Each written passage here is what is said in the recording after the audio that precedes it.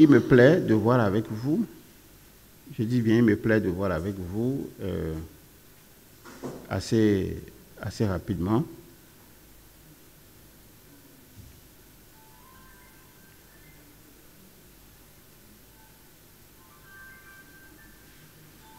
Nous allons voir, vous connaissez le discours d'adieu de Benzin? Vous connaissez? Est-ce que c'est un téléphone ou bien c'est notre affaire? Je demande si c'est un téléphone. C'est pour quelqu'un? C'est tellement la personne a oublié. Alors, nous allons regarder le discours de Benzin et vous allez me dire à quoi ça ressemble, ce discours. Vous suivez là?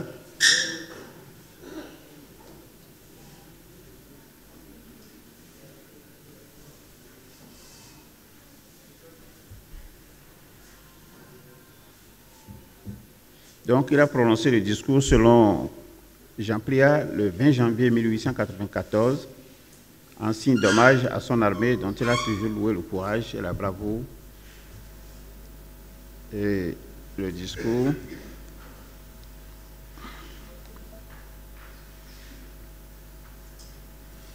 Ça vient ou bien ça ne vient pas? Voilà. Compagnons d'infortune, derniers amis fidèles, vous savez dans quelles circonstances, lorsque les Français vinrent accaparer la terre de nos aïeux, nous avons décidé de lutter. Alors si je m'en tiens à ça, quand il dit compagnons d'infortune, derniers amis fidèles, ça veut dire que tous ces amis, est-ce qu'ils sont restés fidèles? Non, il y en a qui l'ont trahi. C'est pour ça qu'il dit derniers amis fidèles. Et tout à l'heure, dans le texte que nous avons lu, je ne sais pas si vous vous rappelez, que quand l'initié, il sait forcément qu'il est mortel, et quand l'heure maintenant de mourir a sonné, il va voir ses compagnons de route. Vous vous souvenez, non?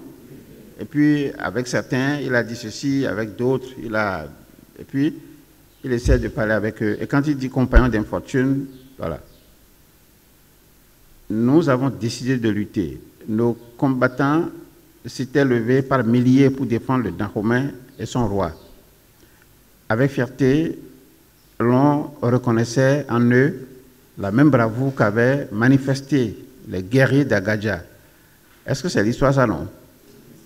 Est-ce que vous ne voyez pas la liaison qu'il fait déjà?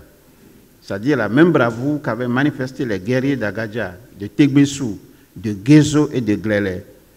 Ce sont des gens qui sont passés avant lui, hein. Mais ils rappellent ça. Dans toutes les batailles, j'étais à leur côté. J'étais là, c'est qui parle? Et il est à côté de qui? De ces soldats. Et nous avons la certitude de marcher à la victoire. Cependant, malgré la justesse de notre cause et leur vaillance, nos troupes compactes furent décimées. Et maintenant, ma voix éplorée n'éveille plus d'écho. Mais venez une souffle. Voilà. C'est ça, non? Où sont-elles? Les ardentes Amazones qu'enflammait une sainte colère. Où les chefs indomptables, Goudémen, c'est ça, non? Yahweh, Ketunga. Où sont mes valeureux compagnons d'armes?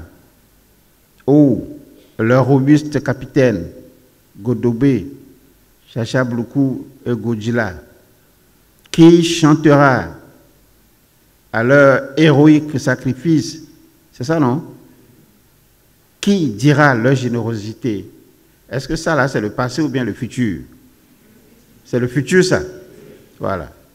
Hardi guerrier de votre sang, vous avez scellé le pacte de la suprême fidélité.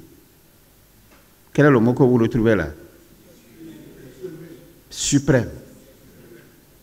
Voyez-vous? C'est-à-dire quand on est engagé pour la même cause, pour le même combat, il faut une suprême fidélité. Et il dit, hardi guerrier, de votre sang, vous avez scellé le pacte de la suprême fidélité. Oserais-je me présenter devant vous si je signais le papier du général? Je ne veux pas qu'aux portes du pays des morts, le douanier trouve des souillures à mes pieds. Vous avez trouvé le mot là? C'est quel mot là? Douanier. Voilà. Je ne veux pas qu'aux portes du pays des morts, le douanier trouve des souillures à mes pieds. Comment on peut traduire ça en fond? Pour que vous voyez la valeur de cette expression.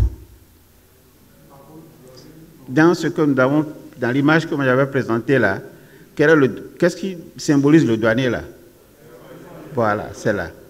Et si vous avez fait attention, tout à l'heure, on a écrit sur la forge, là où le monsieur travaillait, là, on a écrit un mot dessus. Je ne sais pas si vous avez lu. On a mis quoi? Tuilage, voilà. Je ne suis pas allé en profondeur, mais c'est là que toutes les questions se posent.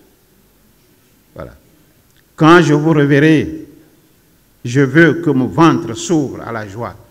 Lui n'est pas encore mort, hein, mais les autres sont morts. Est-ce qu'il est en train de leur parler non, il parle à ces gens-là, peut-être qu'ils sont encore là, et il dit, mais quand je vous reverrai, je veux que mon ventre s'ouvre à la joie. Je ne veux pas vous trahir.